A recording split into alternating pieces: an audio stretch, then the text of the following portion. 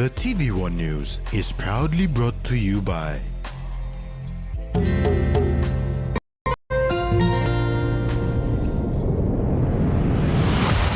BSP, our bank, our people.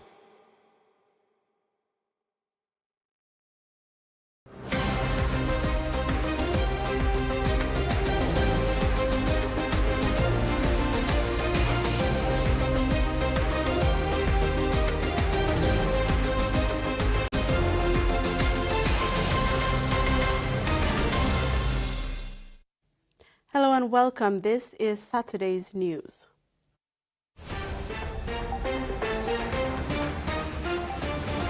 In this edition, Bougainville's transition, awareness on water, and school gears up for inter-house carnival.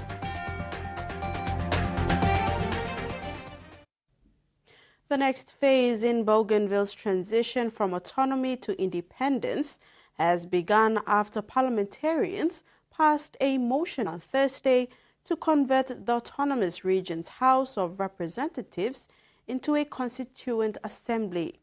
The motion, tabled by President Ismail Toroama, was unanimously passed by Bougainville's legislators in Arawa a week after high-level independence moderation talks were held in Port Moresby.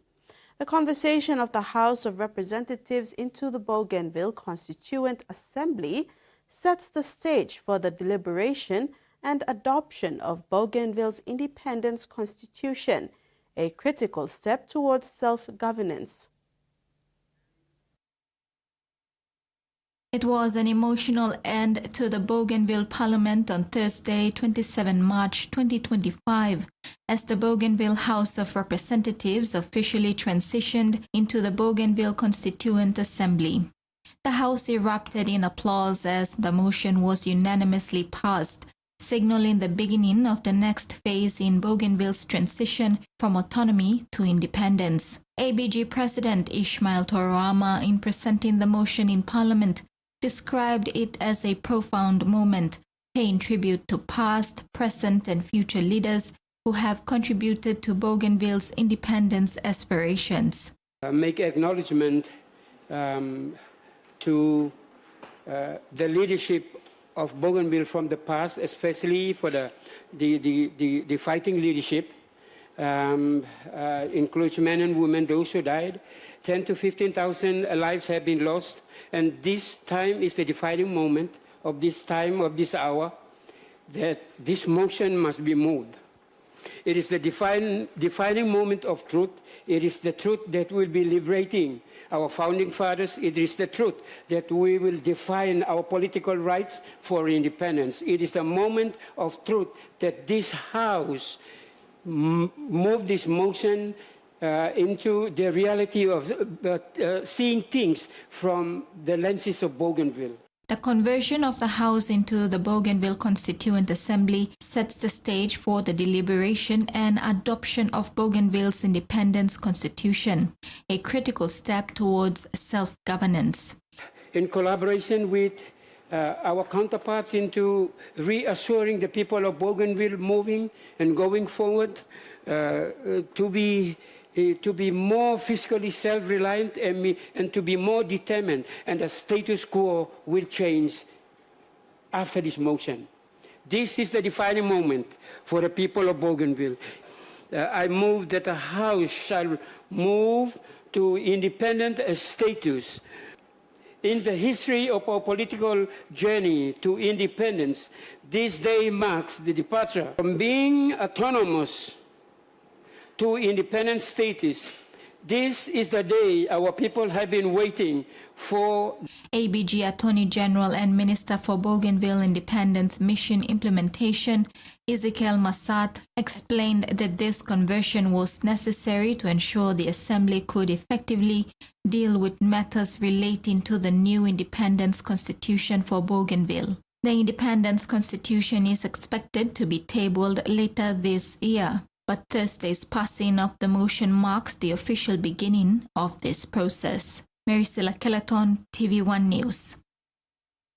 Access to proper water and sanitation is crucial for all. However, children are mostly emphasized because contamination is more harmful to kids. In light of the Water Month, World Vision sat down with this news team to give more awareness and stress on the importance of water in the country. In Papua New Guinea, water and sanitation-related diseases are one of the leading causes of death for children under 5 years of age. This is sadly the case when only 40% of the population having access to safe drinking water, one of the lowest rates in the Pacific Islands. World Vision operates in 5 regions in PNG, and they understand the gravity of polluted water sources, gravity of insufficient sanitation, and need to accelerate the hygienic promotion. WASH Portfolio Manager Amos Musembi emphasized more on safe, clean water. At the present, World Vision has reached over 94,000 people with safe, clean water, and it's our aspiration that we want to push these figures high, more so covering schools and other institutions like health facilities and community at large. Representing the government in the business of water in schools and partnership with World Vision, the Assistant Secretary, WASH in Schools at the Department of Education, Avea Avaroa, spoke about their priority on improved menstrual health management for girls. We are trying to cover WASH from all angles, whether it be issues to do with WASH, whether it be issues to do with health and hygiene, where menstruation comes in. You know, we also have our girls as one of those target groups where their needs are attended in the facilities that we have in schools. So we have to have water that is sufficient enough to cater for girls' needs. We also have to have infrastructures in place to support girls whilst they are in schools. He elaborated on the importance of having all schools supplied with clean water and knowing how it is accessed and whether it is of good quality for the children. For us in education, there are a number of events that are captured in our education calendar that are to be observed. Those are important. So teachers know when they are doing their programming, they also see what is there for that week or month, and they also plan accordingly. So we know they've also seen World Water Day as one of the events happening in the month of March. World Vision shared that they cover most of the rural schools in Western Province and Arab, attending to more than 50 schools with safe water sanitation and hygiene promotions. In commemoration of the Water Month, World Vision shared on the theme of World Water Day, glacier preservation, and how it is relevant to Papua New Guinea and the Pacific. Glaciers are large bodies of ice accumulated from snow over time and has the largest concentration in Antarctica and Greenland. World Vision explained that the glacier preservation is crucial. With glacier melting, there is the ripple effect in sea tides and saltwater intrusion. All of us, communities, development partners, implementing partners, donors, to put effort together so that we conserve. So glaciers basically serve as natural reservoirs for water. They hold a lot of that water in ice. Now with climate change, a lot of those glaciers are melting, and what the actual impact that has is on us as a country in the tropics that doesn't usually have snow. The Innovation PNG 2025 conference, hosted yesterday in Port Moresby, brought together various business and government communities to learn from each other, be inspired by, and connect with leading innovators from both Papua New Guinea and around the globe.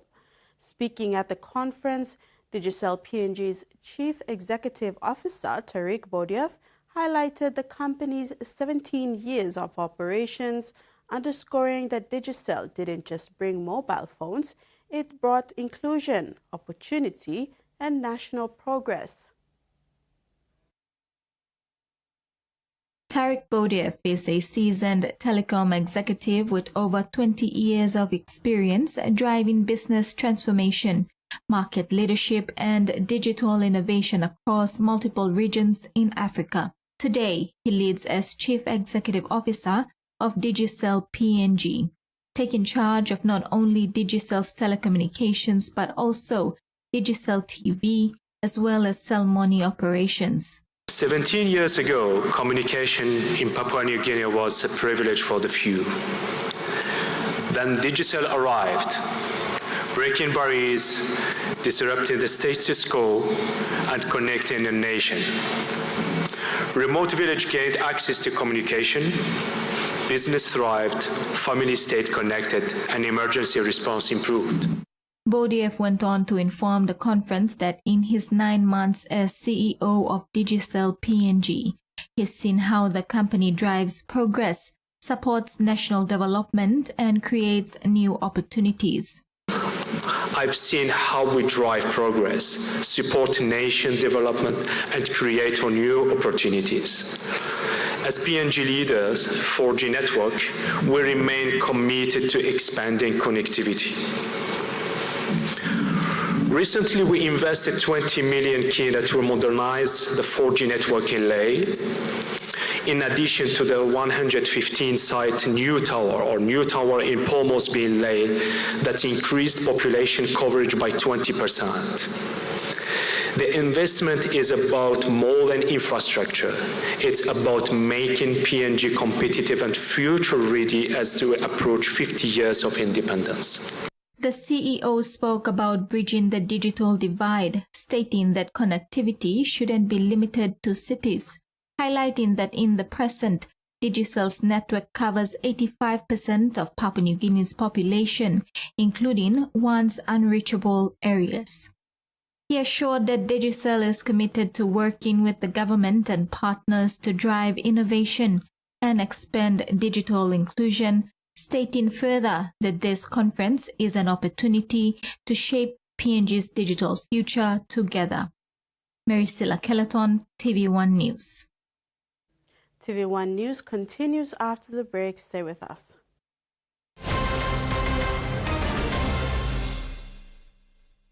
Banking used to mean long trips, endless queues, and piles of paperwork. But now, BSP's One Talk Wallet means no waits, no forms, no fuss.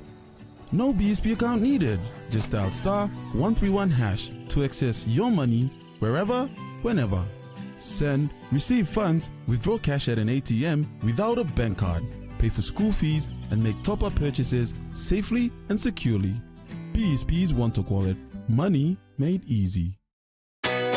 A true champion is measured by their courage, their determination, and their passion to never give up and to always keep trying.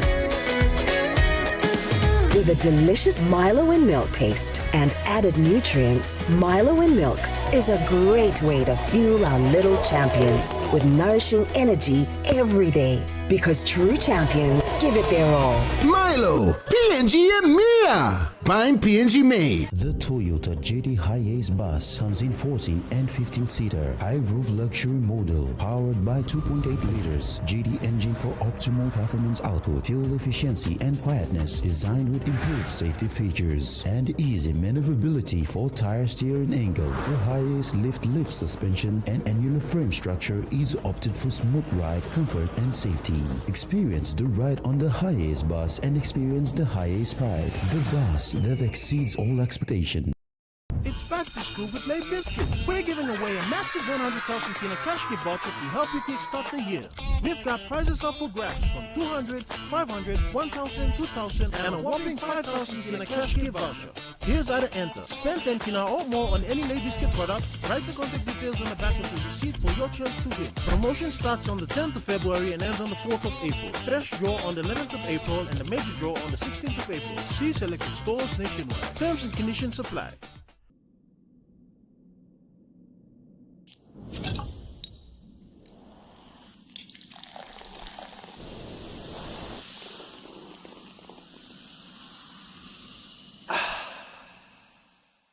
The Hunters are out to the field. He's got the ball on the outside. Oh, getting the ball away. Too easy. Short pass. This is dangerous. They're away the Tigers. Pulls up the pass brilliantly. And Lehman is away. There is no stopping him.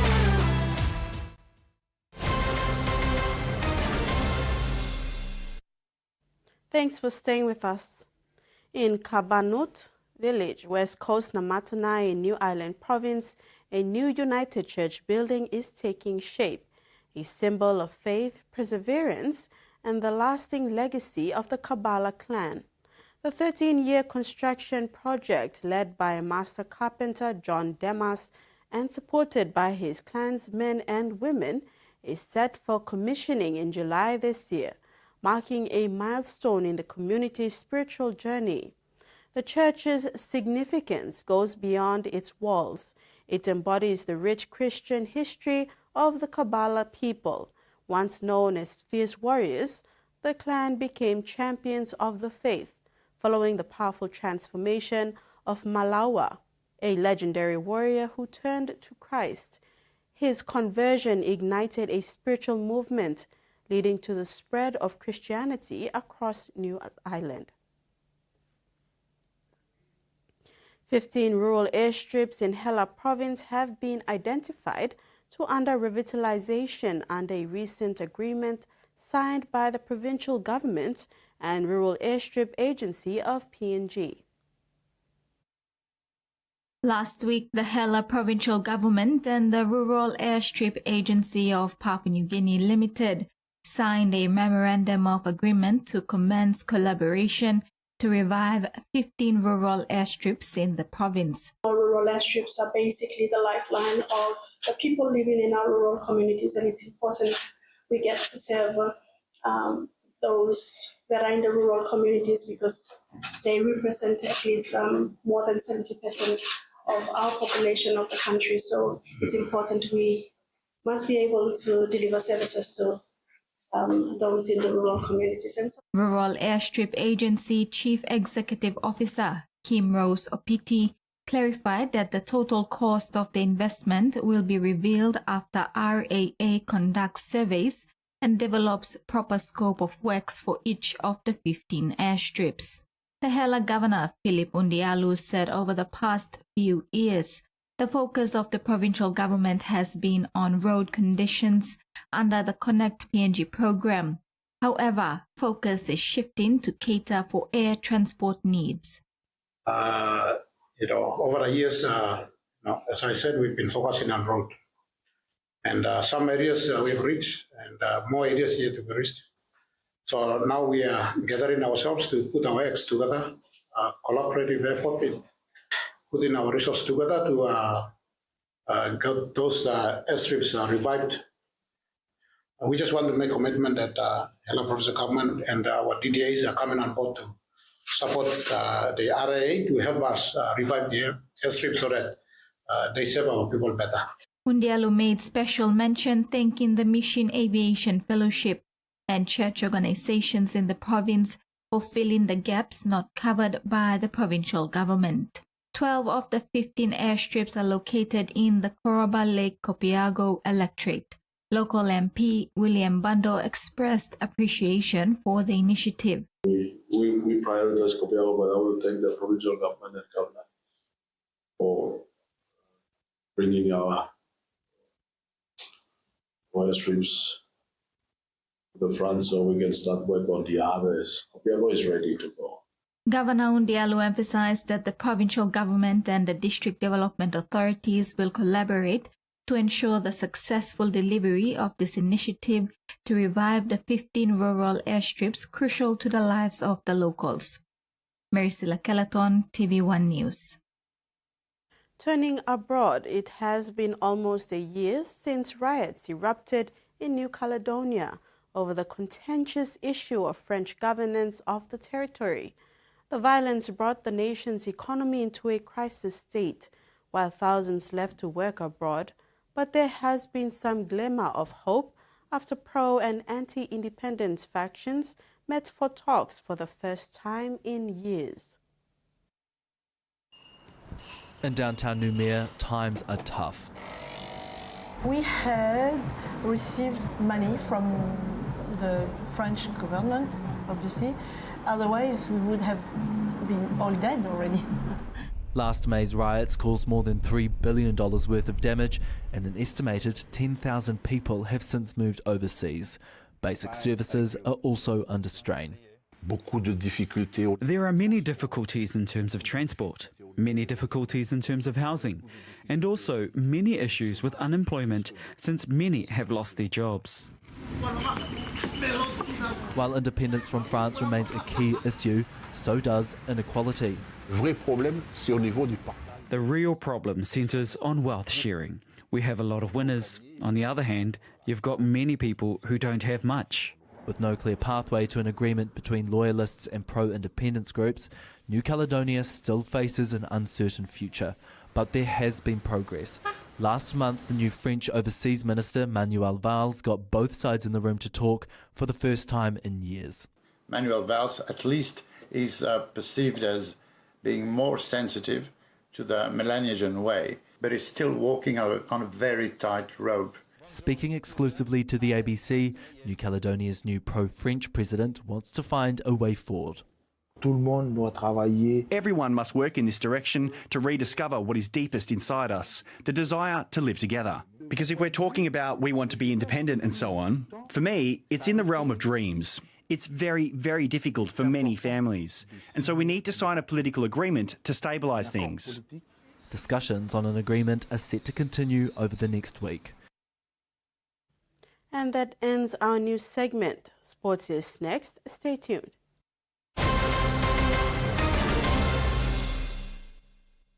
Banking used to mean long trips, endless queues, and piles of paperwork.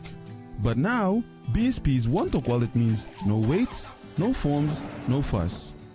No BSP account needed. Just dial *131# to access your money wherever, whenever. Send, receive funds, withdraw cash at an ATM without a bank card, pay for school fees, and make top-up purchases safely and securely. BSP's one-talk wallet. Money made easy. Hiya, Mama. You wait then, but me add him special flavor. Put in more flavor, put in more taste. Add your cocoa, get up a big smile on face. Time for Kim chicken, a great fumu too. Sip, sip, the moo, yes, magic on you. Maggi, the taste PNG loves. For Simon, life is simple. Dreams seem distant, yet hope remains.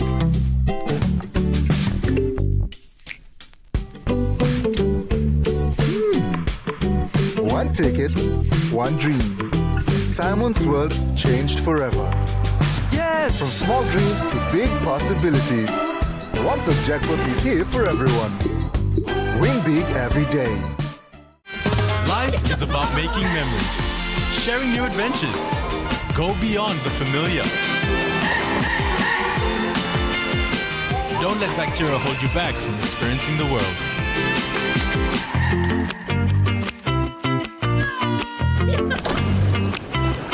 Protex uses natural antibacterial protection with flaxseed oil and eliminates 99.9% of bacteria. Free yourself. Go beyond with Protex. Meet the bank for everyone, everywhere. As People's Microbank, we were proud to be a bank for the people.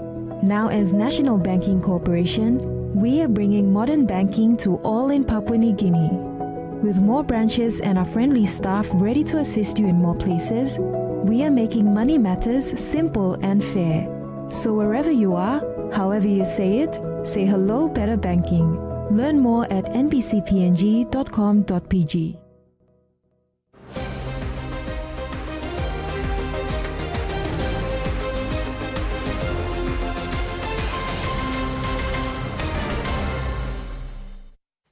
Welcome back. Preparations for the highly anticipated Utme Secondary School Inter-House Athletics Carnival in Rabaul, East New Britain Province are well underway, with students from the 4 competing houses, Parasuki Yellow, Alapki Red, Anaska Green, and Amaranga Blue. The big event is set for Tuesday, April the 1st and 2nd of April 2025. With months of preparation behind them, all 4 houses are primed to compete for athletic supremacy in what promises to be an electrifying showcase of talent and school spirit. Training commenced in week 3 of Term 1, with athletes dedicating their mornings and afternoons to refine their skills. The school administration has been exceptionally supportive, providing necessary resources and motivation to ensure students are primed for peak performance. The competition will feature men's and women's categories, organized into 3 divisions: under 18, under 20 and open. Athletes are gearing up for a variety of track events, including sprints 100 meters, 200 meters and 400 meters, relays 4x100 meters, 4x400 meters and middle distance races 800 meters and 1500 meters, and a challenging 5000 meters race which is exclusive to open division. Field event competitors are also intensifying their training regimens, focusing on long jump, triple jump, high jump, javelin, discus and shot put across all divisions. As the carnival approaches, excitement is building up among students, teachers and supporters alike. The 2-day event is set to take place in week 10 on Tuesday and Wednesday, April 1st and 2nd. The entire school community now looks forward to a thrilling atmosphere and camaraderie that the carnival will bring, celebrating not just the athletic prowess of the students, but also the unity and spirit of Utmei Secondary School. Rex Litter, TV1 Sports. NTD Schools Rugby League 9's competition has commenced its pre-season today at the Geraho Secondary School Sports Oval, with 16 schools registered for the competition. This competition is aimed at trialing out teams and getting them ready for the season proper, which is scheduled for the next month. NCD Schools Rugby League has kicked off its pre-season 9s tournament in good spirit with a reasonable turnout from the participating schools. The 16 participating schools came in numbers and cheered for their teams to mark the return of 2025 NCD Schools Rugby League.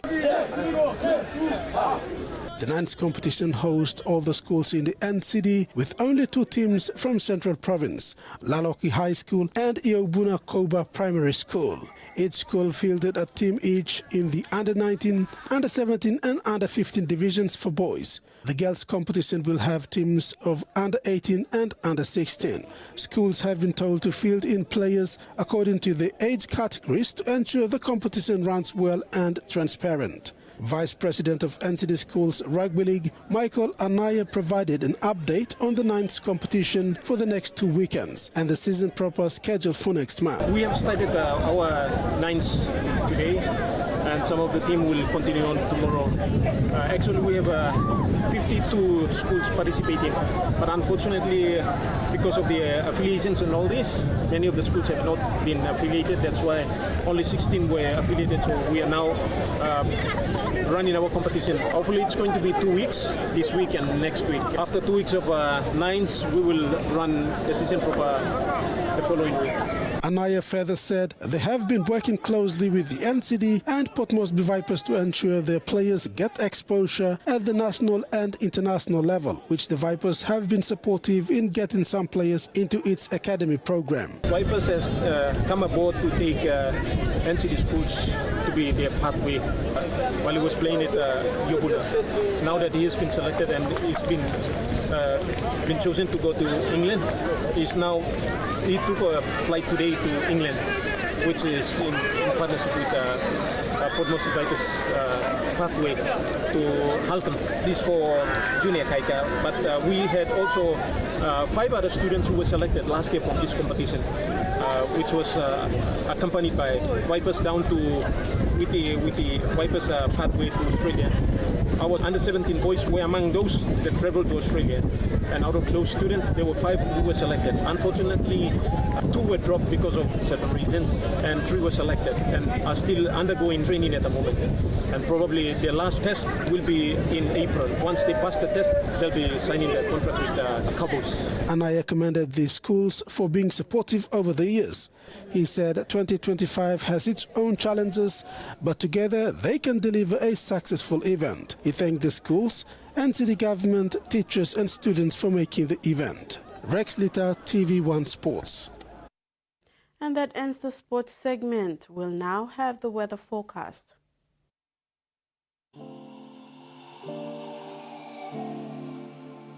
This is a heavy rain and potential flood warning issued by Papua New Guinea National Weather Service for Western, Gulf, NCD, including some parts of Central, Oro, Morobe, East and West Sepik, some parts of Highlands Region, Bougainville, New Ireland, East and West New Britain. Heavy rain with the potential to cause riverine and flash flood is expected over the mentioned areas within the next 12 to 24 hours. All the residents of the mentioned communities are advised to take necessary precautions during the warning period. And that ends the news tonight. Have a pleasant evening. Good night.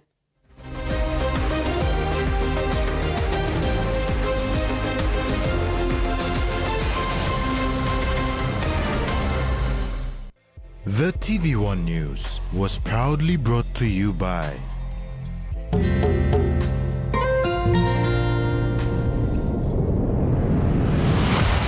BSP, our bank, our people. We are the people.